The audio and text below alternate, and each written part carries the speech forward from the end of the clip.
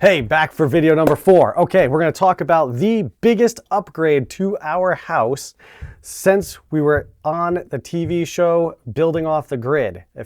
For any of you who don't know, we were filmed by the DIY network building our house here on the Homestead several years ago, and we were one of their episodes of the TV show Building Off the Grid. We were in season 6, episode 1. They call it the Main Mountain Home. And you can find it still on Amazon Prime, I believe Apple TV. If you look up DIY Building Off the Grid and find that TV show, we are season 6, episode 1 of Building Off the Grid. When they filmed us building the house, and for that show, we only had actually when we started that project, we only had 2 or 3 solar panels. Very small charge controller and inverter setup, and through the process of building the house, and by the end of the the end of the build, in time for the great reveal of the TV show, we had upgraded to 6 solar panels. Had put up a new solar mount, pipe mount outside with the solar panels on it, because before that I just had a ground rack that I had built myself out of wood that supported the 2 or 3 panels we had at the time. And so we put in for the TV show a pole mount, 6 panel, so actually 4. We have 4, and then after the TV show I added 2 more panels. So for the last several years we've been running the whole house off of 6 basically 350 watt solar panels. They're like 350 to 360 watt solar panels. And this past summer to 2025, summer 2025, we did some massive upgrades to our entire solar setup. So I thought I would share some of that with you. Part of that upgrade was the purchase of 48 solar panels, and we don't have all of those set up right now. We actually only have 14 of those panels set up, but it was a deal I found Facebook Marketplace. There was a tech college here in New England that has a small solar farm. They were replacing and updating and changing their panels to a new technology, and so they were taking the old panels off, and we were able to purchase those panels extremely cheap. We were able to pick up 48 solar panels for about $400, which is just crazy cheap. So what an amazing deal. But because we did that, we had an issue. Our charge controller, the inverter, the infrastructure for our solar in the house, it couldn't handle anywhere near that amount of solar panels, not even close. We could have added maybe 2 or 3 solar panels to our setup, and that would have maxed out our charge controller. So we had to do some upgrades, and this is what we came up with. This is what we ended up going with. Okay, here we go. This right here is our new all-in-one inverter. This is from Midnite Solar. It's their all-in-one 15, we got the owner's manual here, the MN 15-12 kilowatt all-in-one inverter. Okay, and then we have 2, if you look down here, camera, down, down, down. Oh, it's not following me. Okay. Why is it not following me? Let's change a setting. How about that? Now is it? Oh, there we go. Look at that. Hey, learn something new every day. Okay, so down we go. 2 batteries right here. These are their Powerflow 16. These are 16 kilowatt hour batteries. So we have a total of 32 kilowatt hours of storage. Your average home in America, like your average regular typical house in America, averages, door of the dryer, averages like 28 to 30 kilowatt hours a day. So we have 32 kilowatt hours of storage in our batteries now. This inverter will produce just over 11 kilowatts of power to the house. It'll do a little bit more than that if the solar panels are producing electricity. If the solar panels are producing like the full max power that can go into this thing, it will do a little higher amount of kilowatt hours to the house, but just running off the batteries, it's just over 11 kilowatt hours or kilowatts of power to the house.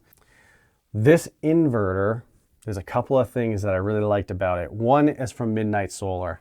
If you look up here, we have our classic charge controller. We've been using this for several years now, and I really love it. We bought this right either during or just after doing the TV show, and we needed a serious upgrade, and this has been amazing.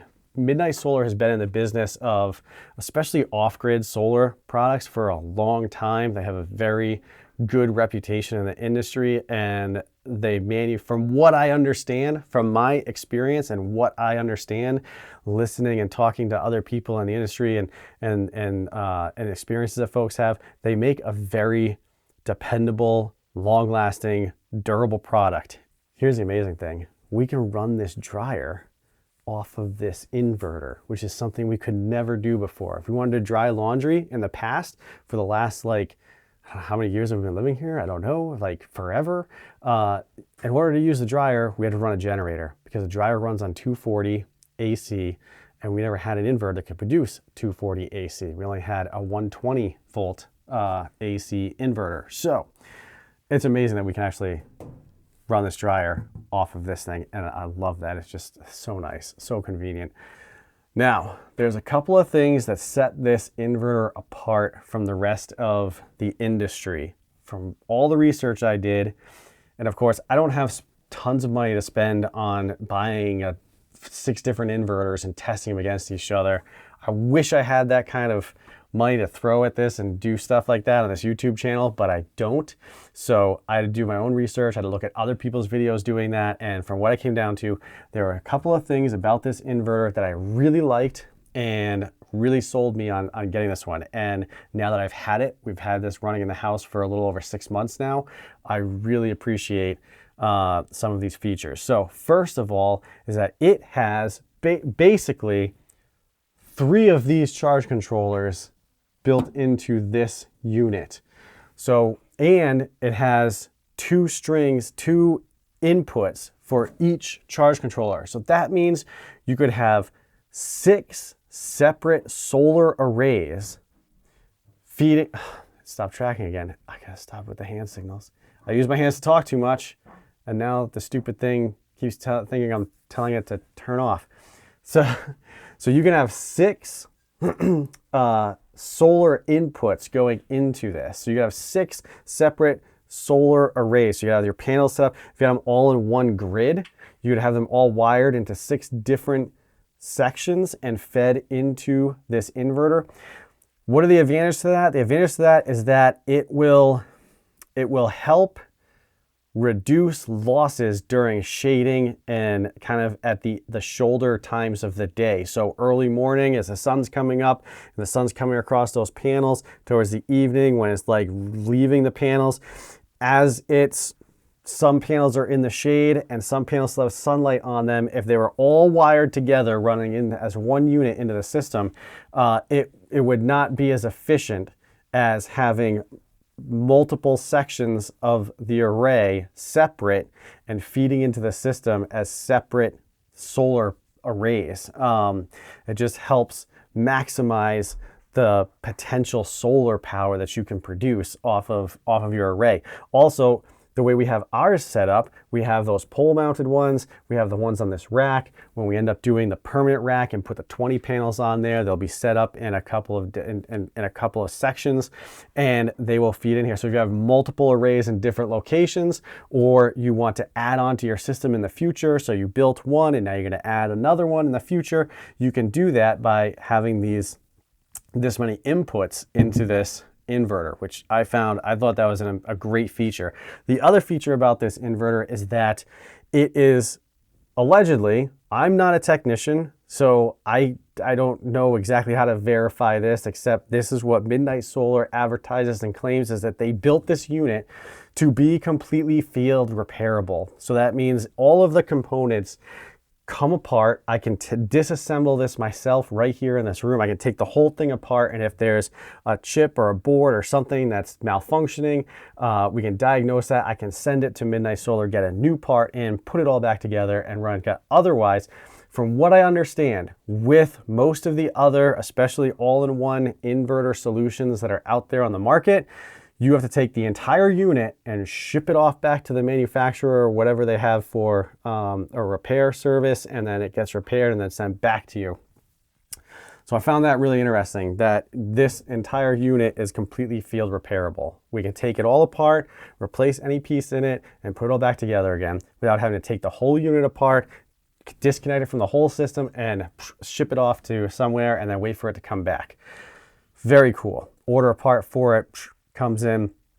The other thing, thinking farther in the future, as this product becomes older on the market and more people are using it, and you start finding out, hey, this is a continuing thing. You know, after about 5 years, this piece goes or that piece goes. Well, once you start learning those things, you could actually be proactive about it and order those parts and have them on hand in case they do fail and you can replace them. But also the warranty on this product is really good. Midnite offers a really good warranty. I believe it's 10 years on the all-in-one unit, the inverter. So that's really good. I like that. They back it up. And the other thing about this unit is that Midnite Solar, from everything that I've researched, they do a really good job engineering their products to be able to handle much more than what they actually rate the product for. So even though this is able to put out just over 11 kilowatts of power to the house, it's built like a tank and technically is overbuilt, so it could handle even more. So you're never maxing out the components, the workload, the ability of the components in the unit to do their full capacity. So that's something really nice. There's some redundancy built into the product, not redundancy, but over engineering built into it, so that you're not maxing the product out when you're using it to its full specs. From what I understand, there are some other inverters, all-in-one solutions on the market that are spec'd to their maximum capability, the components, the product itself, the physical, mechanical ability of the system, like it's spec'd to its maximum capability. And so if you're maxing that out all the time and you're hitting those numbers that it's capable of producing, supposedly they're failing at a pretty significant rate, some of these products. So do your research, look into this stuff if you're looking at an all-in-one product for your home. Okay, future self here, realizing that as I'm editing this footage, I forgot to mention a couple of things about this product that are really important.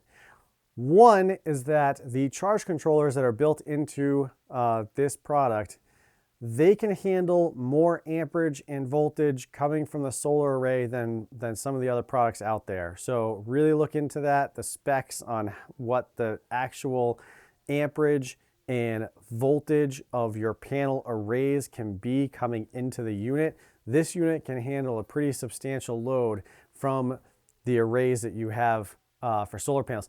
The other thing is you got those 3 charge controllers. So you don't have just one, or two, you've got 3 of them built into this unit. So the potential to collect a lot of solar power with this unit is really incredible. Also, they have included built-in programmable breakers into this unit. So that means, I'll give you an example. We have the dryer that was in the footage. It is wired to one of these breakers, and I can go into the app and change the settings on this breaker. So let's say we don't want the kids to be able to use the dryer if the batteries are getting too low. We can tell it, hey, we want this smart breaker to shut off when the batteries hit 40%. So no matter what's happening, if they're running the dryer and the batteries get drawn down less than 40%, it goes from 40 to 39, boom, it cuts the breaker off and does not allow the dryer to run. Maybe you find that frustrating, but I think it's a great feature because that means somebody can't accidentally use a huge load and draw the batteries down so far that it jeopardizes power for the entire house. So that breaker is set to shut off at 40% when the batteries hit 40%, and then it doesn't come back on until the batteries have charged above 60%. So it's just a safety feature. It's really handy. We have the dryer hooked up to one of those smart breakers. We have the generator wired into another smart breaker, and then you can program that breaker and the computer behind it, however it's working in there. You can set it with different parameters for when the generator turns on, off. If you had, we don't have one, but if you had a whole house backup generator that has an auto start feature, you could wire that into this charge controller all-in-one unit inverter, and it would automatically start the generator when it needed to, depending on the battery voltage and state of charge, and then it would or the load to the house, and then it would automatically turn off when it's not needed anymore. A lot of charge controllers out there are capable of doing this, but the cool thing about this is that it can be wired, like we have our generator wired into one of the smart breakers, and through that smart breaker you can program, you know, how much voltage you want it to draw from the generator, how much you want it to put into the batteries, do you want it to stop at a certain state of charge, do you want it to do this and that and the other thing. Really cool feature. And then it also has a breaker that allows you to put an additional AC input into the unit. So you could potentially have 15,000 watts, 15 kilowatts of solar panels out there collecting sunshine, and have another solar array. I'd have to run the numbers to figure out exactly how big it could be, but you can wire that into another smart breaker in the unit. So you could have those panels set up with microinverters. Microinverters take the DC power from the panel and they mount right with the panel. So they're tiny little inverters that convert the power coming from one solar panel into an AC current, and you could actually combine those. So you could set up several of those panels with microinverters, take that AC power coming from the microinverters as it's converting the DC from the panels into AC power, and once those are combined, you could run them into this one breaker and have the potentially be able to collect solar power from a fourth array of solar panels, or technically a seventh array if you're using the two lines going into each charge controller. So you can have two arrays. They need to be configured very similarly, amperage and voltage, but you have two arrays going into one charge controller the way this thing is set up. So you can have technically 6 DC arrays running in, and then you could have another AC array of solar coming into this unit. Pretty cool, really cool stuff. All right, so let's get back to what I originally filmed. So a couple of downsides about this particular product from Midnite. Its full output of just over 11 kilowatts of power is less than some of the other inverters on the market. So if you have a huge house with massive loads and you want to run the entire thing when there's a power outage, or you're going to go completely off grid, then you may need something bigger than this unit. That being said, you can stack these and get 2 or 3 of them together to power a house. Now, the cost of doing that system goes up substantially because you're buying not just 1, but 2 of these inverters, and they already are priced, in some cases, a bit higher than their competitors that put out more power. In some cases, they're kind of like right on with other competitors price-wise, but the power output is quite a bit off, almost double for some of the other competitors. But like I said, it's also built like a tank, and it's designed, it's engineered to actually technically handle way more than it's rated for its output. So hopefully it lasts and lasts and lasts for years to come, where the other ones are having failure rates. But that's something to keep in mind. If you have a big home, you might need more than 11 kilowatts of power being put out to your house. And so you might have to look into getting 2 of these and stacking them, or 2 or 3, or getting an inverter that can put out a lot more power. So that's one disadvantage to this unit, possible, depending on your situation. The other is that it only has 100 amp of pass-through ability. So when you're hooked to the grid, Some of these other inverters can be hooked up so that the power coming from the grid is passing directly through that inverter and then into your home to power your home. And those inverters will allow 200 amps, some of them, to pass through. This one's designed for only 100 amps of pass through. So that might be something, if you're on the grid and you're looking for, adding solar and being connected in a whole grid tied thing, that might be something to consider about this unit, is that it only allows 100 amp of pass through power from the grid to your home. So you might have to do like a separate breaker panel coming into, I don't know exactly the terms, and I'm not an electrician. So my brother is, and we should actually do a video together and go through a lot of this stuff, because he'd be able to give you the exact terminology and recommendations and code and everything on how to do that.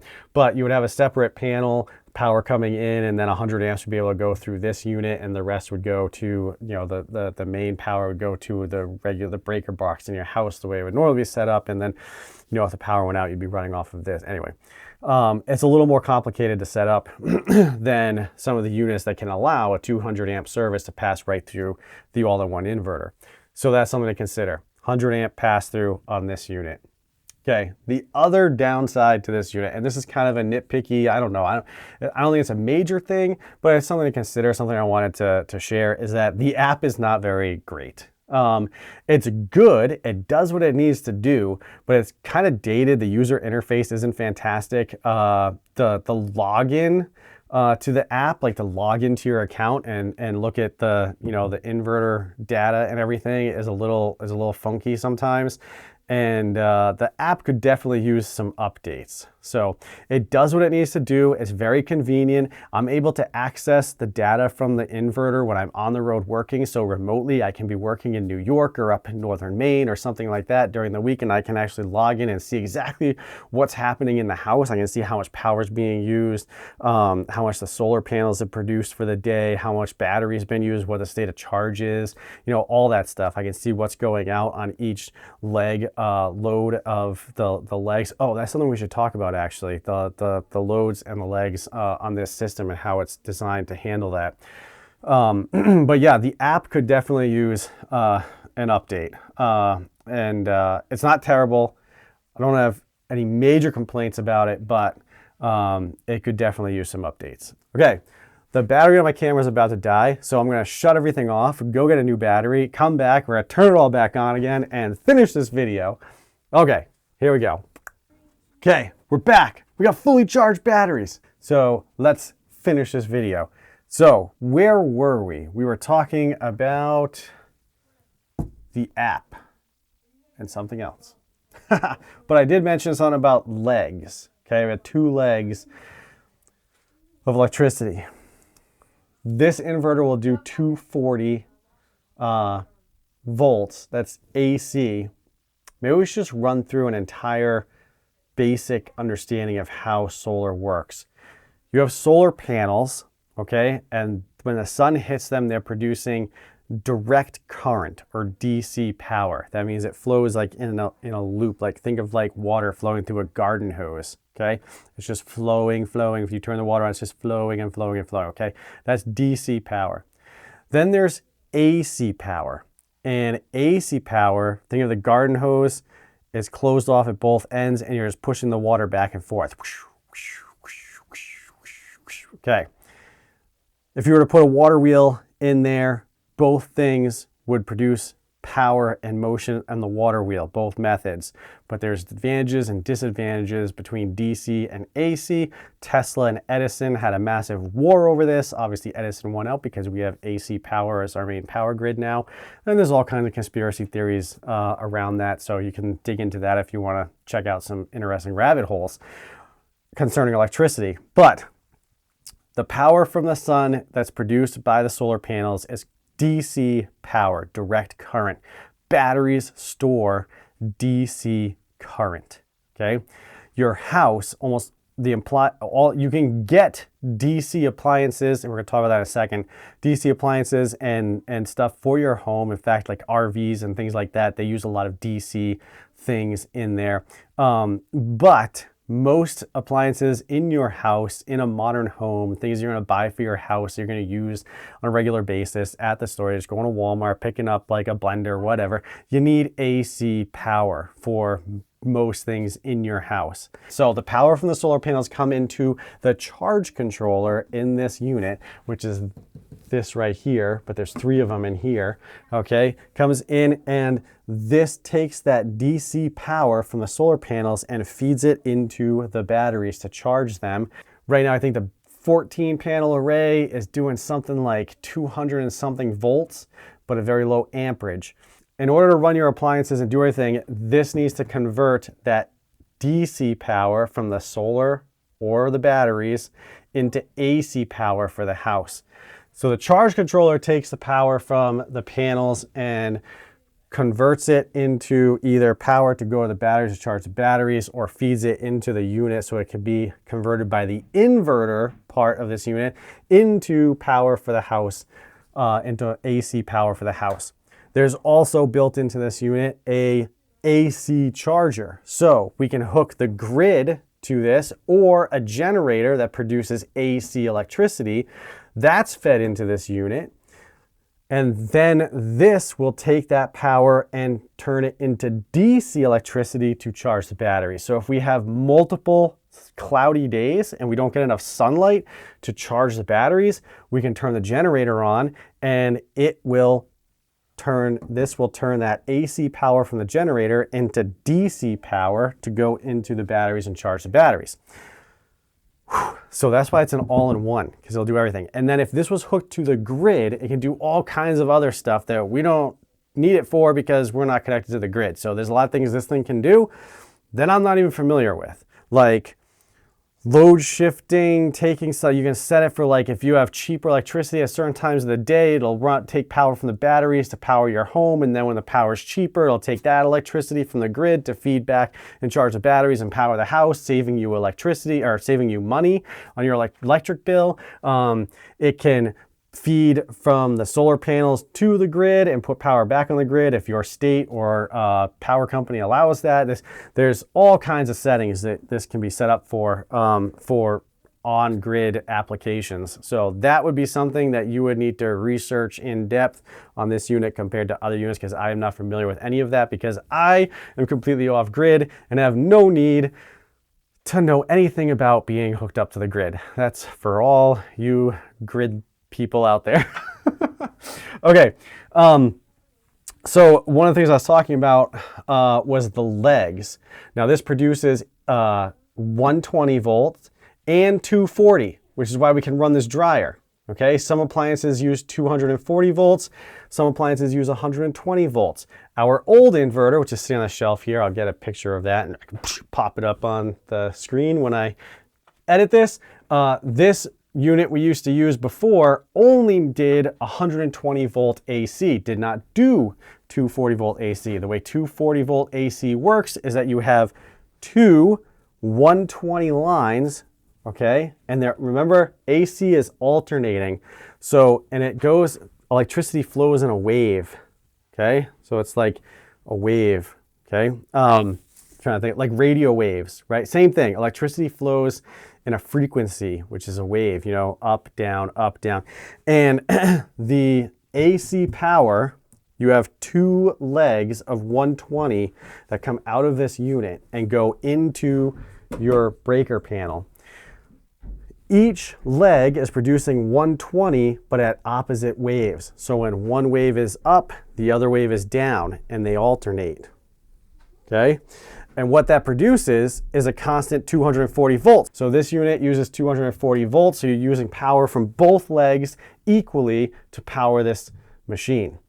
Now, a lot of things in the home use 120, okay? So depending on how you have your breakers set up and how you're drawing power from the legs, on many inverters, if you are drawing a lot of power from one leg, one of those 120 lines, and almost nothing from the other 120 line, it can trip your breaker. It can cause it to malfunction and either trip breakers, throw codes, whatever, maybe even break it, I don't know, because the imbalance is so great between the two legs of power. On this unit, they designed this to be able to handle very large imbalances between the two 120 legs coming out of this inverter. So you could run heavier loads, 2,000 or 3,000 watts on one leg without disrupting this inverter or causing any issues with it, which I find really cool. I just think that's a really good kind of a safety feature of it, that you don't have to worry about that so much. Even though you don't have to worry about that much, I do have the home set up so that our frequent loads that we use on a regular basis are fairly balanced. The most that we're off balance is usually about maybe 1,000 or 1,200 watts if the dishwasher's running and something else isn't. But that being said, this will handle very imbalanced loads on the legs. So something really cool to keep in mind. Now, why do we have this charge controller still up here? That's a good question. Because our refrigerator is a 24 volt DC refrigerator. So it uses 24 volt DC electricity to power the refrigerator. It's super efficient. So this refrigerator will like, its daily consumption of power is about 500 watts per day, where I believe your regular standard size dishwasher, it's getting late, I've been talking too long to this camera, refrigerator that you would buy at Lowe's, Home Depot, whatever, your standard typical home refrigerator is like 1,000 to 1,800 watts of power, depending on how big and inefficient it is. So our refrigerator uses that's fridge and freezer, and it's not that small. It's actually it's kind of like a mid-size fridge, basically. It's a little on the small side for a family of 6. I would definitely love to have a much bigger refrigerator, but in the past, we never had the electricity to run something like that. So this thing is so efficient, we have stuck with it. But when we upgraded the entire system, we had these batteries down here. I don't know if you can see these guys. Okay, these are kilovolt batteries. They went out of business a couple of years ago, actually not long after I bought them, which is one reason I went with Midnite Solar, because they've been around for years and years. They've been in this industry forever, and they've never gone anywhere. They're still in business. So when I was looking at batteries and charge controllers and everything else, I kind of got burned on these guys because I bought these batteries previously, and within a year the company was out of business and I was stuck with no support for these batteries. In fact, the app that you monitor these batteries with is no longer available. So if I upgrade my phone or something happens to it, I have to get a new one, I lose that app forever. I can never access the BMS or the battery management system on these particular batteries, which is kind of a bummer. When we upgraded to this system, these had gone out of business, so that was kind of a big negative because there's no support for them. And this could technically talk to these batteries if you did a bunch of stuff and technical things to make that work, but it would have been very complicated. And from what I gathered talking to other individuals, eventually those batteries would end up garbage because they'd become so imbalanced the BMS would not talk. There's no way you get it to work perfectly with this. So one of the reasons we went with these Midnite batteries is because their warranty is 15 years. They have a 15-year warranty on this. It has one of they rate batteries on cycle life. So basically, how many times does this battery have to be completely discharged and charged back up again, completely discharged and charged back up again? The amount of times that can happen before the battery only has about 80% of its original full capacity when it was brand new. That's considered like its cycle life.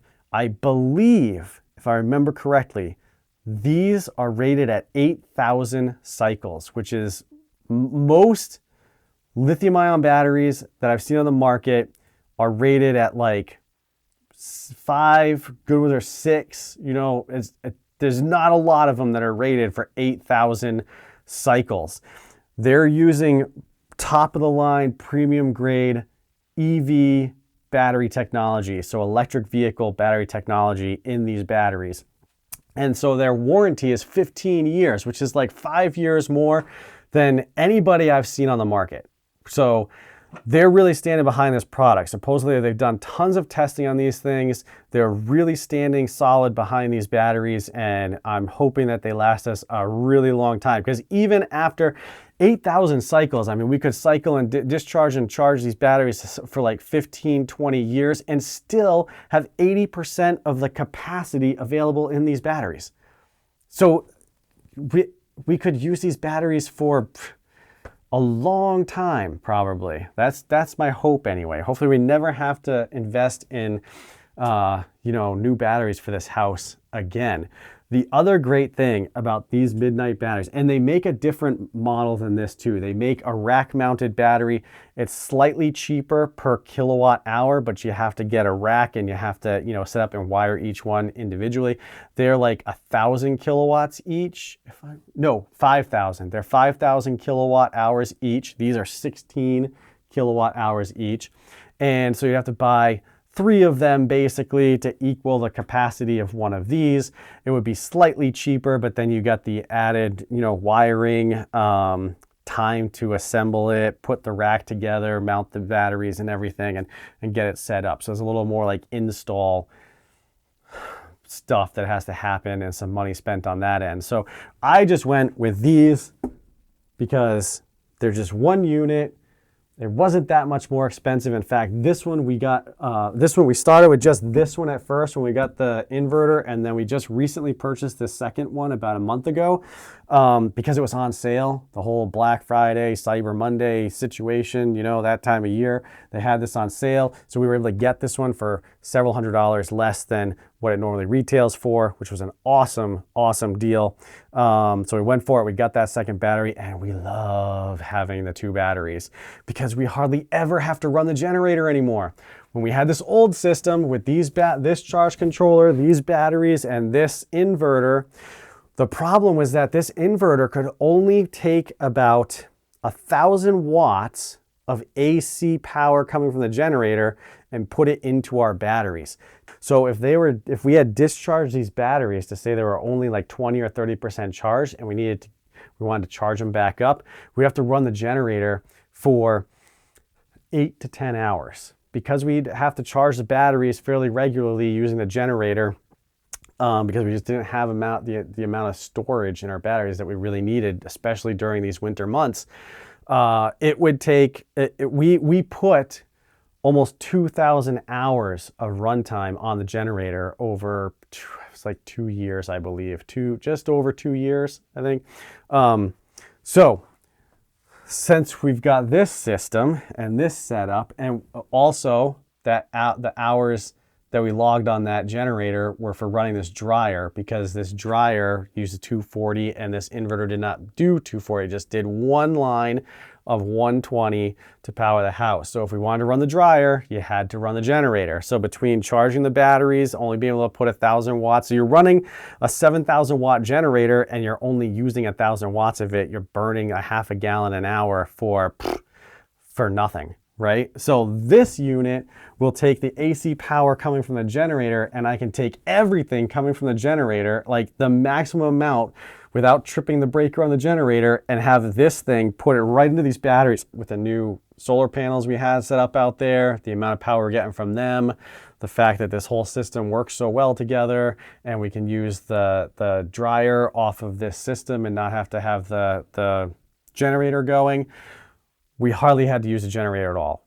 Amount of fuel that we're not consuming now because of this setup is just amazing. It's so nice to have that. Okay, future editing Jason here. Realizing that I never clarified why that classic charge controller is still sitting on the wall and we're still using it. The reason is for the 24 volt DC refrigerator that we have.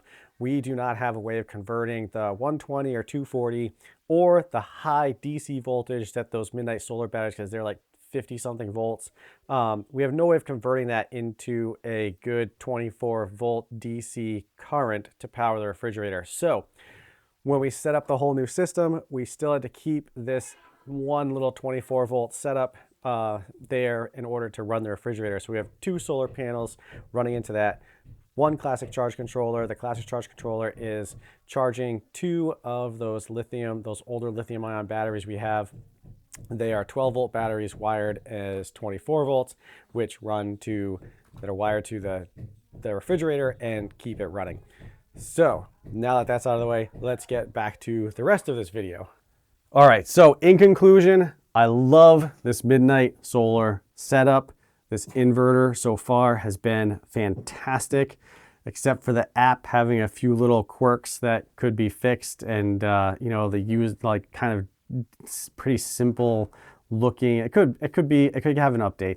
Except for the app and stuff, this thing has been amazing, and the app does what it needs to do. Like I shouldn't complain about it too much because it does do what it needs to do. It'd just be nice if it had a little bit more intuitive user interface. My wife gets a little bit lost on some of it, like where do you go to do this or check settings or whatever, and the settings she just completely leaves alone because she doesn't understand the electricity so well. So she's like, I just don't touch that, you take care of it.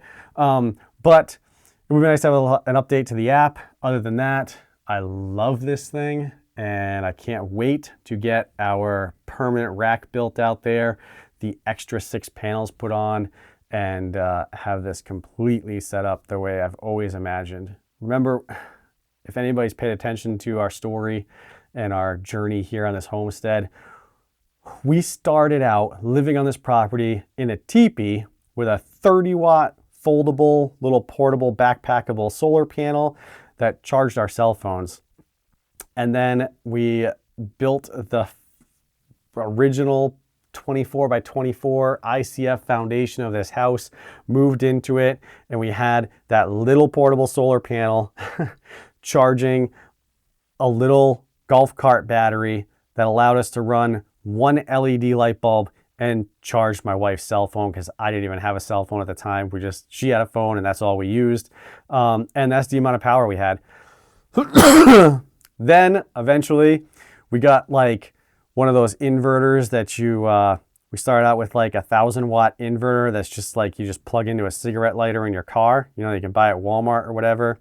We upgraded that to a slightly better 3,000-watt pure Synwave inverter that kind of powered the house, and then we were running off of 12-volt or 6-volt golf cart batteries, deep cycle golf cart batteries, and then we bought 2 300-watt solar panels off of used on Craigslist, and we started with that, and then we upgraded to a couple more panels. No, one more panel before we started the construction for the DIY TV show, and then during the process of doing that show, we upgraded to 4 panels and the mount on the pole outside.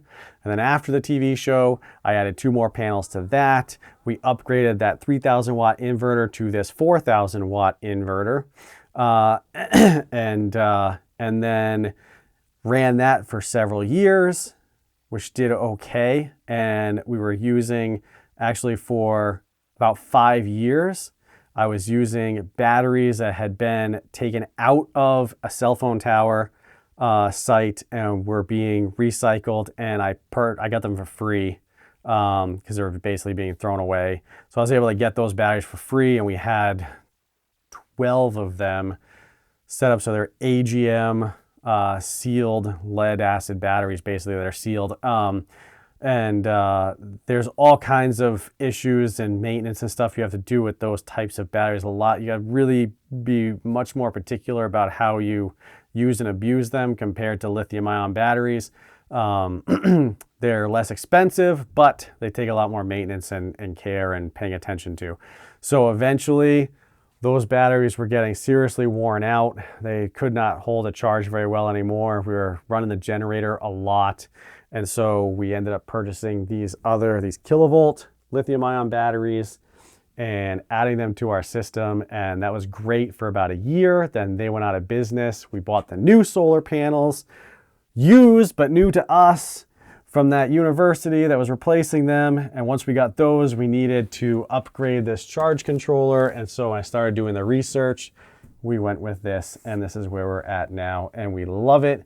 We can basically run this house pretty much like a normal house. Like, we really don't have to worry too much about the power. And then, if the batteries are getting really low and it's really cloudy outside, we're not getting any sun, solar power coming in, and we need to do some laundry, then we might turn the generator on for an hour or something and do that. But otherwise, we're running the entire house on the new panels, new to us, and this whole inverter battery setup from Midnite Solar, and we absolutely love it. Their customer service has been fantastic. Can't say enough about them. I really like this product. Oh, and by the way, I am not sponsored by Midnite Solar. Maybe I should have put that in the very beginning of this video. I'm not sponsored by them. They have no idea I'm making this video. I don't even know if they know that I own their product. They don't even know who my name, well, they might, because I called their customer service once or twice to get some advice when I was setting everything up. But other than that, they don't know who I am. I just really like this product and wanted to give you an update on this. This is the biggest update to our house, since there's some other things that we've done, but this is by far the biggest, most expensive and impactful thing that we've done to the house since the TV show was filmed several years ago. So that being said, thank you for bearing with me through this entire video. I have to go edit this now, and I have a feeling it's going to be very long. Oh, this is going to be a really long. I'm just looking at how much time. So we had to stop and change the battery and put a new battery in. And this second round, I'm at 34 minutes. And this is going to be a long video. But all right, so I'm going to put this up here. Midnite Solar, love them. Product's great. If you're interested in solar and doing stuff, I would definitely give this a check and do some research on it, because I really like this product. I really can't say more about it. And maybe I should talk to Midnite Solar and get sponsored by them, be an affiliate or something, because probably going to end up talking about this more in the future. I really like it. You know what's really awesome though? Think about this. We are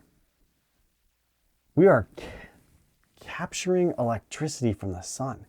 We're taking power from the sun and turning it into this. Look at this. I turn the light on. Look at that. That is sunlight that we've put through this, and now it goes to that. And I can dry my clothes with it, and wash my clothes with it, and wash my dishes with it, and edit the video that I'm going to make. This is a solar powered video. I don't know. I just find that really interesting. You think about, this always astounds me. You really sit down and think about it.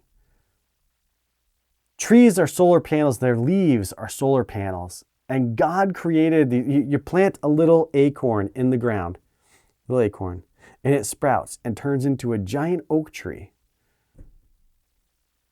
through solar power. You got sunlight, the dirt, and some water, and somehow that little seed turns into a giant oak tree, or even a pine cone. You ever seen a pine nut? A little pine nut, you can buy them at the store. They're usually pinyon pines that grow in the Southwest, but kind of similar. You got a white pine. Most of this house is built out of white pine. And you get that little tiny seed, falls in the ground, turns into a little sapling, grows up. Those pine needles are collecting sunlight all the time. Turn the tracking off. And eventually it turns into a big giant white pine, and I get to cut it down and turn it into this house because of the sun. It's just so cool that we have this technology these days, that we can take that power coming from the sun, turn it into something we can store. I can store sunlight in my house and then use it when the sun's not out. It's the coolest thing. I don't know why that makes me so excited, but it is really cool. I just get really psyched about that. So anyway, all right, till next time. You guys have a good evening. We'll see you later.